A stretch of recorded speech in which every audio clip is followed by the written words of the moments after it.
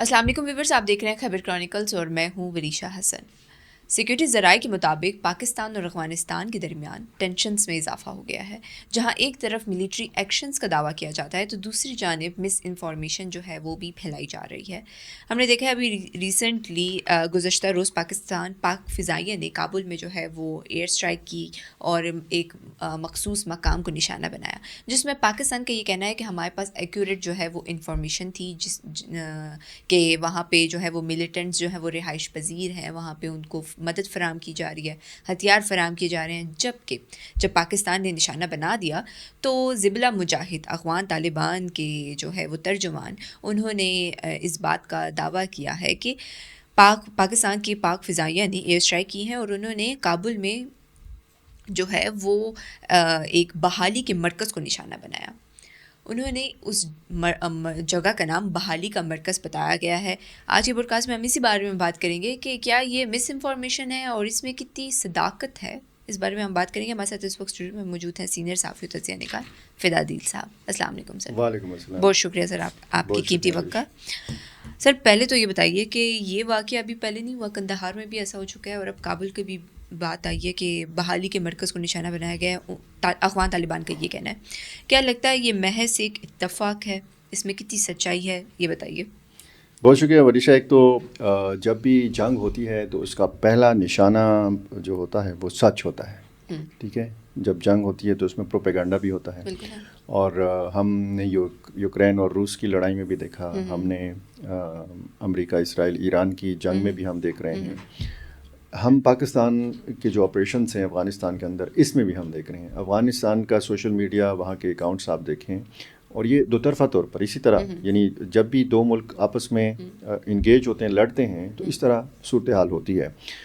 इस जंग में बतौर ख़ास हम देख रहे हैं कि दूसरे तीसरे मुल्क की वीडियोस का इस्तेमाल, पुरानी वीडियोस का इस्तेमाल, पुरानी तस्वीरों का इस्तेमाल ये किया जाता है।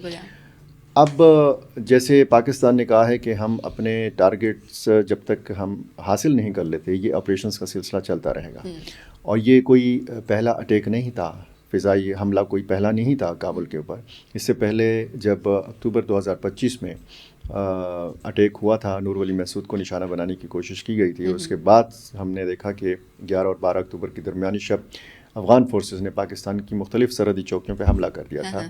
5 महीने हो गए हैं कि ये सरहद बंद है, टेंशन है, कशीदगी है, तिजारत बंद है। और पाकिस्तान ने इसके बाद भी, और उस हमले से, काबुल हमले से अक्टूबर में जो हुआ था, उससे पहले भी पक्तिका, नंगरहार, यहाँ पे खोस्त में ये फ़िज़ाई कार्रवाइयाँ पाकिस्तान कर चुका था। वो जो पहले कार्रवाई थी, उस हवाले से पाकिस्तानी हुक्काम वाज़े तौर पर नहीं बताते थे, यानी कोई वाज़े तरदीद या तस्दीक नहीं आती थी कि जी फ़िज़ाई हमला हुआ है। ये इस मरतबा हम देख रहे हैं कि बाकायदा रोज़ाना की बुनियाद पर आदाद व शुमार भी जारी होते हैं कि जी इतने अफ़गान फोर्सेस के एहलकार मारे गए, इतनी चौकियाँ तबाह हुई, इतनी चौकियों पर हमारा कब्ज़ा है। और बीच में हमने देखा कि एक मरतबा फिर काबुल को निशाना बनाया गया, फिर खोस्त और पक्तिका में जो है ये फ़िज़ाई कार्रवाई की गई। फिर हमने उस दिन देखा कि कंदहार में कार्रवाई की गई। फिर हम दोबारा हम देखते हैं कि काबुल को एक बार फिर काबुल में मुतादद हमले। काबुल में एक हमला कुछ दिन पहले हुआ था जो पुल चरखी के करीब हुआ था, और इससे पहले जो हुआ था वो बागराम एयरबेस को निशाना, और उसी दिन फिर कंदहार में भी पाकिस्तान ने फ़िज़ाई कार्रवाई की थी। बागराम आप देखें, और फिर पुल चरखी के करीब आप देखें, और फिर कंदहार आप देखें। और हम मशरक़ी सूबों की नहीं बात करते कि जो मशरक़ी सूबे हैं, जैसे पक्तिया है और खोस्त है, यहाँ पे तो कहा जाता है कि जी पाकिस्तानी मिलिटेंट ग्रुप्स के जो ठिकाने हैं उनको निशाना बनाया जाता है। हम जब अगर काबुल के हवाले से बात करें तो काबुल में तो सदारती महल भी है, काबुल में अर्ग है, सदारती महल का नाम है। काबुल में तो मालूम है कि वहाँ का वज़ीर दिफ़ा कहाँ बैठता है, उसका ऑफिस किधर है। काबुल में तो पता है कि वज़ीर ख़ारजा का दफ्तर कहाँ पे है, अफ़गान तर्जुमान कहाँ पे बैठते हैं। कंदहार में पता है कि शेख हैबतुल्लाह अख़ुंज़ादा की रिहाइश कहाँ पे है, मालूम है कि उनका दफ्तर कहाँ पे है, वो कहाँ पे उठते बैठते हैं। लेकिन पाकिस्तान की जानिब से वहाँ पे निशाना, पाकिस्तान ने बराह रास्त अफ़गान तालिबान को निशाना नहीं बनाया। पाकिस्तान ने बारहा कहा कि हम शहरियों को निशाना बनाने की हमारी पॉलिसी नहीं है। तो जब शहरियों को निशाना बनाने की पॉलिसी नहीं है तो फिर ऐसे मराकज़ دیکھیں پاکستان اور پاکستانیوں نے تو ہمیشہ غزہ میں جب سویلین آبادی کو نشانہ بنایا جاتا ہے تو اس کی مذمت بھی کی ہے, اس کے خلاف آواز بھی بلند کی ہے. یعنی ایک درد تو محسوس ہوتا ہے نا کہ خواتین کا اور بچوں کا جنگ سے کیا تعلق ہوتا ہے. تو پھر جب سویلین آبادی کو نشانہ بنتے ہم دیکھتے ہیں تو پھر افسوس ہوتا ہے. یہ جو قندھار میں ہوا ہے اور جو کابل میں ہوا ہے, کابل میں بھی جو ہے بتایا گیا کہ بریگیڈ ہیڈ کوارٹر کو نشانہ بنایا گیا, اور قندھار میں کور ہیڈ کوارٹر کو نشانہ بنایا گیا, اور جو بدری 313 جو اسپیشل سیکیورٹی یونٹ ہے جو شیخ ہیبت اللہ اخندزادہ کی حفاظت پہ مامور ہے, اس کے ہیڈ کوارٹر کو نشانہ بنایا گیا. اور یہ کیوں کہ بتایا جاتا ہے کہ اگر اسلحے کا ڈپو نشانہ بنتا ہے, اگر تیل کا ذخیرہ نشانہ بنتا ہے, اگر کوئی ہیڈ کوارٹر نشانہ بنتا ہے تو اس لیے کہ وہاں سے فیسیلیٹیٹ کیا جاتا ہے پاکستانی ملیٹنٹ گروپس کو, وہاں سے اسلحہ فراہم کیا جاتا ہے, وہاں سے فیول فراہم کیا جاتا ہے, وہاں سے سپورٹ دی جاتی ہے, اور پھر وہ ٹھکانے جہاں پہ ان کے ٹریننگ کے مراکز ہیں, ان کی رہائش گاہیں ہیں, جہاں پہ ان کی چھپنے کی جگہ ہیں وہ. اب آتے ہیں اس کابل کا جو آخری حملہ ہوا ہے رات کو. یہاں پہ پہلی اطلاع آتی ہے کہ جناب دھماکوں کی آوازیں سنی لوگوں نے, اور پھر ننگرہار میں بھی. اب ننگرہار پہ فوکس نہیں ہے, ننگرہار میں کیا نقصان ہوا ہے وہ کوئی نہیں بتا رہا. اگر فضائی کارروائی ہوئی ہے اور اگر یہ اطلاع آئی تھی کہ کابل اور ننگرہار دونوں میں فضائی کارروائی ہوئی ہے, تو پھر ننگرہار میں پاکستانی اگر جہاز وہاں پہ گئے ہیں, انہوں نے بم گرائے ہیں, تو کیا خالی میدان میں گرائے ہیں, کسی ٹھکانے کو نشانہ بنایا ہے, ان کے بقول کسی اسپتال کو نشانہ بنایا ہے, تو وہاں کیوں فوکس نہیں ہے, اس حوالے سے بتایا کیوں نہیں جا رہا, یا کوئی دعویٰ کیوں نہیں سامنے آ رہا, اور سارا دعویٰ کابل کے حوالے سے کیوں ہے, اور میڈیا میں سارا فوکس کابل کے اوپر کیوں ہے. اچھا, ایک اتفاق کی بات جیسے آپ نے بھی ذکر کیا, جب کابل میں جب قندھار میں حملہ ہوا تھا تو ذبیح اللہ مجاہد کا بیان آیا تھا کہ جی وہاں پہ ریہیبلیٹیشن سینٹر ہے, جو منشیات کے عادی افراد ہیں ان کے علاج کی جگہ ہے, اسپتال ہے, بحالی مرکز ہے, اس کو قندھار میں نشانہ بنایا گیا. یہ والا جب حملہ ہوتا ہے تو فوری طور پر یہی خبر سامنے آتی ہے. تو میں جب پہلی دفعہ میں نے کابل کے حوالے سے یہ سنا تو میرے لیے تو یہ ظاہر ہے کہ یہ چونکا دینے والی چیز تھی نا, کہ یعنی یہ اتفاق ہے کہ قندھار میں بھی منشیات کی بحالی کا مرکز نشانہ بنتا ہے, اور کابل میں بھی منشیات کی بحالی کا مرکز جو ہے وہ منشیات سے بحالی کا وہ نشانہ بنتا ہے. کیا ایسا تو نہیں ہے کہ انہوں نے منشیات کی بحالی کے مراکز کے اندر اسلحہ چھپایا ہوا ہے, بارود چھپایا ہوا ہے؟ یہ کیوں میں کہہ رہا ہوں, میں اس لیے کہہ رہا ہوں کہ لوگ سوال اٹھا رہے ہیں. اب ہم یہاں پہ بیٹھ کے بات کر رہے ہیں, ہم کابل میں موجود نہیں ہیں, ہمارا ایکسس اتنا نہیں ہے کہ ہم اس جگہ تک جائیں اور پوری طرح ہم دیکھ سکیں کہ ہوا کیا ہے. ابھی میں پڑھ رہا تھا کہیں پہ کہ لوکل میڈیا کو ایکسس دیا گیا ہے وہاں جانے کے. انہوں نے وہاں پہ دیکھا ہے کہ خون کے دبے نہیں ہیں, خون کے آثار نہیں ہیں, جبکہ کہا جا رہا ہے کہ 400 لوگ. میں بتا رہا ہوں کہ 403 یا 407 کوئی فگر آیا ہے کہ اتنا لوگ جو ہیں یہ مارے جا چکے ہیں. یہ آپ کو یاد ہوگا بنو میں ایک امن مارچ ہوا تھا, جنوبی ضلع ہے خیبر پختونخوا کا, یہاں پہ کوئی مسہیپ ہو گیا تھا, اس میں فائرنگ کا واقعہ ہوا تھا, ایک عام شہری اس میں شہید ہو گیا تھا, اور پھر وہاں پہ انٹرنیٹ کی بندش, ٹیلی فون سہولت, ساری وہ سلسلہ بند تھا. تو جی افواہوں کا ایک بازار گرم ہو گیا. 700 لوگ کہتے ہیں کہ جی فورسز نے مار دیے, 700 لوگ, کسی نے کہا 300 لوگ مار دیے. میں جب روزانہ بیٹھ کے ولاگ کر رہا ہوتا تھا, بات کر رہا ہوتا تھا, تو مجھے گالیاں پڑتی تھیں کہ آپ چھپا رہے ہیں, لاشیں چھپا رہے ہیں, اور یہ اتنا بڑا تباہی پیری ہے فورسز نے بنو میں.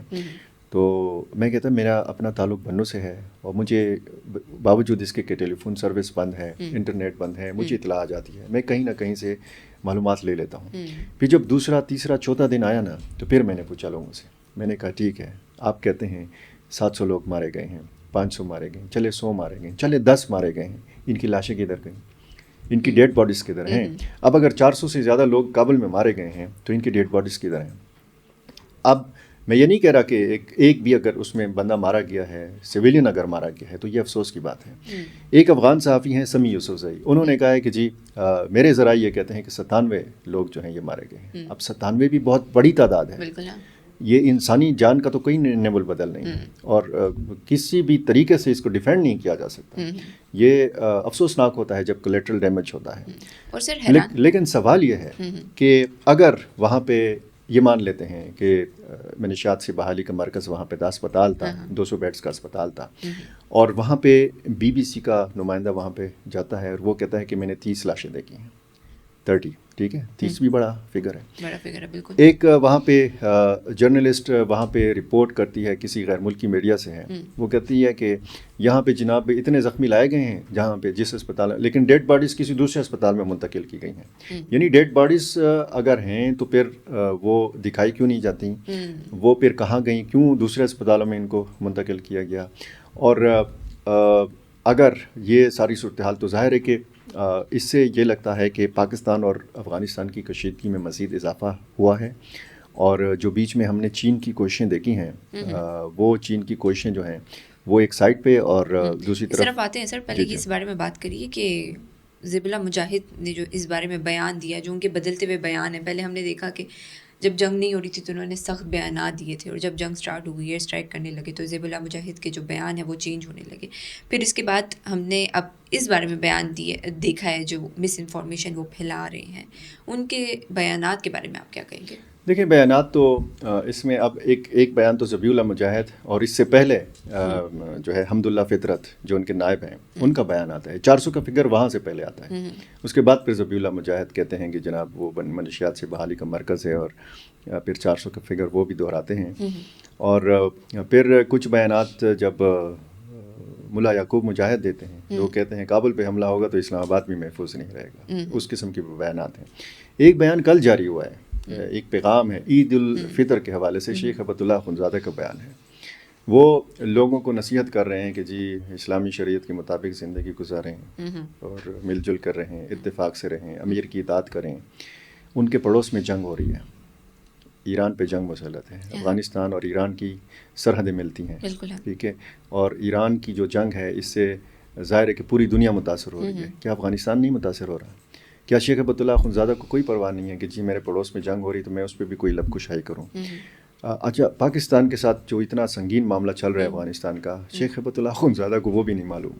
اس حوالے سے بھی کوئی الفاظ انہوں نے، جملے، کوئی ایک جملہ کہ یار یہ مطلب اسلامی ہم دونوں ملک ہیں، یہ ہو کیا رہا ہے. اور یہ جو خاموشی ہے نا، اور یہ جو آپ نے کہا بیانات میں تھوڑی سی تبدیلی، تو یہ جواز فراہم کرتی ہے ان ملیٹنٹ گروپس کو کہ جو پاکستان میں سرگرم. مسئلہ کیا ہے پاکستان اور افغانستان کا؟ مسئلہ تو وہی ہے نا، وہی ملیٹنٹ گروپس کے جن کی وجہ سے آج وہاں پہ بمباری ہو رہی ہے، آج وہاں پہ فضائی کارروائیاں ہو رہی ہیں. اور یہ افغان عوام اٹھ کے کھڑے ہوئے ہیں، خود یہ بول رہے ہیں کہ جی آپ کی وجہ سے اتنے مسائل ہیں، اور آپ ان تنظیموں کے حوالے سے آپ خاموش ہیں، جن تنظیموں کی وہاں پہ موجودگی کی وجہ سے پاکستان جیسے ملک کے ساتھ تعلقات خراب ہیں. پاکستان کی فضائی کارروائیاں، اور اس میں ظاہر ہے کہ جب بمباری ہوتی ہے تو اس میں کولیٹرل ڈیمیج بھی ہوتا ہے، اس میں مختلف جگہوں کو نشانہ بھی بنایا جائے گا. کابل تک اگر بات پہنچ گئی ہے، نوبت اگر یہاں تک پہنچ گئی ہے، تو اس سے آپ مسئلے کی سنگینی کا اندازہ لگا سکتے ہیں. سر AI جنریٹڈ ویڈیوز بھی کہا جا رہا ہے کہ وہ اپلوڈ کی گئی افغان طالبان کی جانب سے، اور جب پتہ چلا کہ یہ جو ہے وہ فیک ہے، یہ حقیقت پر مبنی نہیں ہے، تو انہیں ڈیلیٹ کر دیا گیا. تو کیا لگتا ہے یہ دھوکہ کس کو دے رہے ہیں؟ یہ انڈیا کے نقش قدم پہ چل رہے ہیں، جو کہ انڈیا مس انفارمیشن دیتا تھا جب ہماری ان کے ساتھ جنگ شروع ہوئی تھی. دیکھیں، ایک تو وہاں پہ ایک سزا کا بھی اعلان کر دیا گیا ہے. کوئی تصویر وہاں پہ جو بھی اس طرح کا حملہ ہوگا وہاں سے کوئی تصویر نہیں بنائے گا، کوئی ویڈیو نہیں بنائے گا. افغانستان میں سزا جی. اور وہاں پہ میڈیا فوری طور پر نہیں جائے گا، میڈیا کو ایکسیس اگر نہیں ملے گی تو پھر ظاہر ہے کہ اسی قسم کی رپورٹنگ سامنے آئے گی. اچھا، وہ جو کابل کا جو کل کا حملہ ہے اس میں آپ وہ شعلے دیکھیں، وہ آگ کی نوعیت دیکھیں. وہ بتایا جا رہا ہے کہ جب بمباری ہوتی ہے تو وہ شعلے جو ہیں نا وہ فوری طور پہ بجھ بھی جاتے ہیں. وہ جہاں تک وہ آگ لگ جاتی ہے تو وہ جل کر وہ بلڈنگ یا جو بھی چیز ہے وہ جل کر راکھ ہو جاتی ہے. لیکن اس کے شعلے اور اس کے بعد پھر دھماکے یہ بتاتے ہیں کہ یہاں پہ کوئی گولہ بارود تھا، یہاں پہ بارودی مواد تھا، تو وہ بعد میں پٹا ہے، اور اس وجہ سے دھماکوں کی جو تعداد ہے وہ پھر زیادہ ہوئی. انڈین میڈیا نے جس طریقے سے کیا مئی میں، انہوں نے لاہور کا بندرگاہ بھی اڑا دیا تھا. لاہور میں کون سا بندرگاہ ہے، کون سا سمندر ہے لاہور میں؟ انہوں نے تو پشاور کو بھی تباہ کر دیا تھا. اور یہ جو صورتحال ہے اس میں ہم دیکھ رہے ہیں کہ جس طریقے سے وہ کہتے ہیں کہ جی ہم نے یہ حملہ کر دیا جناب، ہم نے وانا میں حملہ کر دیا، ہم نے راولپنڈی اسلام آباد میں حملہ کر دیا. اب یہ جو جس طریقے سے یہ کہتے ہیں نا کہ کابل میں ہوگا تو پھر اسلام آباد میں محفوظ نہیں رہے گا، ایک ہی طریقہ ہے، اور وہی پاکستانی تنظیمیں ہیں، پراکسیز ہیں، انہی کا استعمال ہے، خود کش حملہ آور ہیں. اور وہ ڈرونز جو جن کے بارے میں بتایا جاتا ہے کہ جناب یہ اسرائیل اور بھارت نے مل کے ان کو یہ ٹیکنالوجی دی ہے. اور کل کی یہ جو فضائی کارروائی ہوئی تھی تو اس میں یہ بھی بتایا گیا تھا کہ ایسی ورکشاپ کو بھی نشانہ بنایا گیا ہے کہ جہاں پہ لوکلی جو بنائے گئے انجنز ہیں یہ فٹ ہوتے تھے ان ڈرونز کے اندر، اور مختلف پرزے ملا کے یا مرمت کر کے اس کو اس قابل بنایا جاتا تھا کہ یہ افغانستان سے اڑیں اور پھر خیبر پختونخوا کو پار کر لیں اور پھر دوسری طرف راولپنڈی اسلام آباد تک پہنچ سکیں. آپ نے ابھی اسی ڈرونز کے بارے میں بات کی ہے تو اسی بارے میں سوال کر لیتی ہوں کہ یہ ڈرونز کا بھی ایک ذکر آ رہا ہے اور کافی جو ہے وہ نیوز اس بارے میں پھیل رہی ہے. کیا لگتا ہے کہ یہ ڈرونز اسرائیل اور انڈیا نے ہی افغانستان کو دیے ہیں، اور اگر اسرائیل نے دیے ہیں تو ایران کو افغانستان سے کتنا خطرہ ہے؟ دیکھیں ایران کے حوالے سے اگر بات کی جائے نا تو پھر یہ تشکر پاکستان کے نعرے کیوں بلند ہو رہے ہیں؟ کیونکہ ایک دیکھیں، ایک تو مختلف عرب ممالک میں امریکہ کے اڈے موجود ہیں. بالکل موجود ہیں نا. پاکستان میں کوئی اڈا نہیں ہے. پاکستان ایران کا سرحدی یعنی پڑوسی ملک ہے، سرحد ہماری ایک ہم شیئر کرتے ہیں. یہاں پہ پاکستان نے کوئی اڈا نہیں دیا.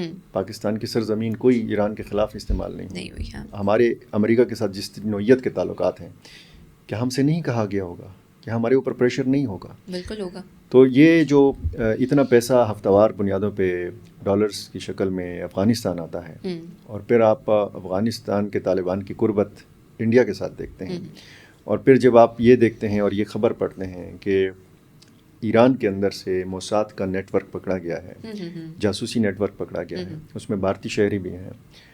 یہ افغان طالبان کے پاس کون سی ڈرون ٹیکنالوجی، کون سا ان کے پاس اتنے سائنسدان ہیں کہ وہ اتنے زبردست قسم کے ڈرون بنا سکے کہ وہ، یہ تو بڑا سوال ہے. تو اچھا، یہ جو ڈرون کی مارکیٹ ہے نا، اس پہ بتایا جاتا ہے کچھ عالمی ذرائع ابلاغ کے مطابق کہ اس پہ چائنا کا غلبہ ہے اس مارکیٹ کے اوپر، یعنی چائنا کے بنے ہوئے ڈرونز بھی مارکیٹ میں اویلیبل ہیں. لیکن جو ڈرون اور جو ملبہ یہاں پہ ہم نے دیکھا ہے وہ چائنا کا بنا ہوا نہیں ہے. یعنی یہ سوال کافی اہمیت کا حامل ہے کہ کس راستے سے اور کیسے اسرائیلی یا بھارتی مدد ڈرونز ٹیکنالوجی کے حوالے سے افغانستان تک پہنچی ہے. اور یہ افغان طالبان شاید اس ٹیکنالوجی کو اب بڑھانے کی بھی سوچیں گے، کیونکہ ان کے پاس دیکھیں میزائل ٹیکنالوجی نہیں ہے، ان کے پاس جیٹ طیارے نہیں ہیں، ان کی ایئر فورس، ان کا ایئر ڈیفنس سسٹم نہیں ہے، ان کی زمینی فوج بھی منظم نہیں ہے. تو ایک خودکش بمبار اور دوسرا ڈرون ٹیکنالوجی، یہ ان کو ضرورت ہے، اور ان کو یہ نہ چائنا دے گا، نہ ظاہر ہے کہ ایران دے گا، نہ پاکستان دے گا. ایک انڈیا اور اسرائیل، یہ دو ممالک رہے، دو آپشنز یہ رہتے ہیں. سر ایک اور سوال ہے کہ پاکستان جو ہے وہ افغان طالبان کے جو رہنما ہیں ان کو نشانہ کیوں نہیں بنا رہے؟ مطلب کہا جاتا، مطلب لوگوں کے تو مائنڈ میں یہ بھی سوال ہو سکتا ہے نا کہ رہنما کو نشانہ بنائے اور ایک ہی دفعہ جو ہے ساری کہانی ختم کر دیں. تو پاکستان کی جانب سے اس طرح ایک بڑا ایکٹ کیوں نہیں اٹھایا جا رہا ہے؟ دیکھیں، یہ ساری کہانی اگر ایک ہی مرتبہ ختم ہو جائے نا، یہ پاکستان کے مفاد میں نہیں ہے. اب اگر شیخ ہیبت اللہ اخندزادہ کو نشانہ بنایا جاتا ہے تو پھر جیسے کہا جاتا ہے نا کہ آپ کسی لشکر کے ساتھ برسر پیکار ہیں تو اس لشکر کے سربراہ کو پہلے مار دیں تاکہ اس لشکر کا مورال جو ہے وہ ڈاؤن ہو جائے. کسی فوج کے سپہ سالار کو آپ مار دیں تو وہ ڈاؤن، ان کا حوصلہ سارا زمین بوس ہو جائے گا. یہاں پہ پاکستان کی یہ پالیسی نہیں ہے. پاکستان نے اپنی پالیسی واضح کر رکھی ہے کہ وہاں ریجیم چینج کے ساتھ ہمارا کوئی لینا دینا نہیں ہے. اگر وہاں پہ موجودہ سیٹ اپ نے بدلنا ہے، چینج ہونا ہے، تو یہ افغان عوام کا فیصلہ ہوگا. اب اگر شیخ ہیبت اللہ اخندزادہ کو مطلب ہٹا دیا جاتا ہے منظر سے، حملہ کر دیا جاتا ہے، ان کا متبادل کون ہے؟ ان کا متبادل کیا قندہاری گروپ میں سے کوئی آئے گا؟ سراج الدین حقانی اٹھیں گے اور وہ کہیں گے کہ میں اب سپریم لیڈر بنوں گا. ایک خانہ جنگی کی صورتحال جو ہے نا، یہ افغانستان کے اندر پیدا ہو جائے گی اور یہ پاکستان افورڈ نہیں کر سکتا. لاکھوں افغان مہاجرین آلریڈی پاکستان کے اندر موجود ہیں، اور یہ اگر وہاں پہ کوئی ایسی صورتحال بنتی ہے تو مزید لاکھوں افغان مہاجرین کسی اور جانب رخ نہیں کریں گے، پاکستان کا رخ کریں گے. ٹھیک ہے.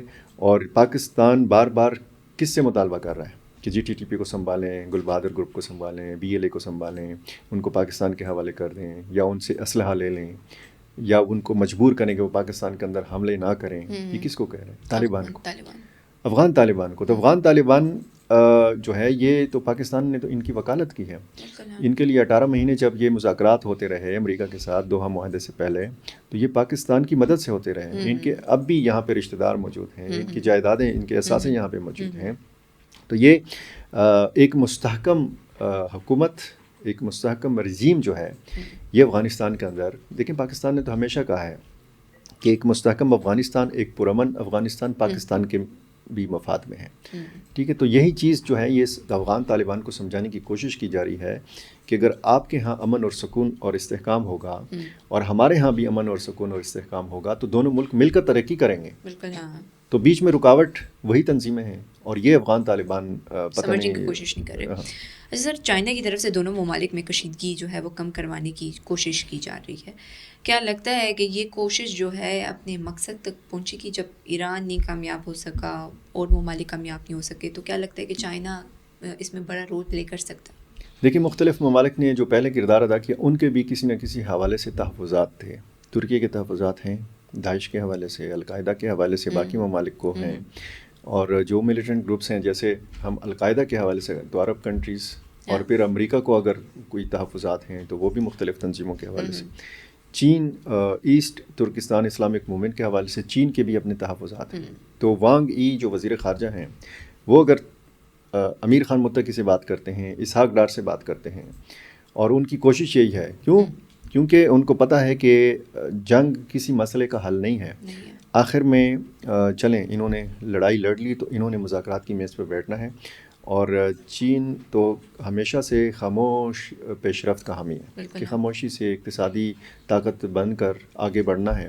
اور یہ چین کی جو انویسٹمنٹ ہے افغانستان کے اندر اور پاکستان کے اندر, تو اس کے لیے تو ضروری ہے نا کہ امن بھی ہو, استحکام بھی ہو, تو تبھی سی پیک اور سی پیک 2 کی ہم بات کر سکیں گے, تبھی ہم توانائی کے مختلف منصوبوں کے حوالے سے بات کر سکیں گے, تبھی ہم یہ دیکھ سکیں گے کہ جی چینی ماہرین یہاں پہ آزادانہ پھر رہے ہیں, ان کے انجینئرز پھر رہے ہیں, مختلف پروجیکٹس میں یہ کام کر رہے ہیں, اور نہ صرف پاکستان میں بلکہ افغانستان میں بھی. اور اس کے لیے چین یہی کردار ادا کرنے کی کوشش کر رہا ہے کہ دونوں ملک مذاکرات کی میز کے اوپر بیٹھیں.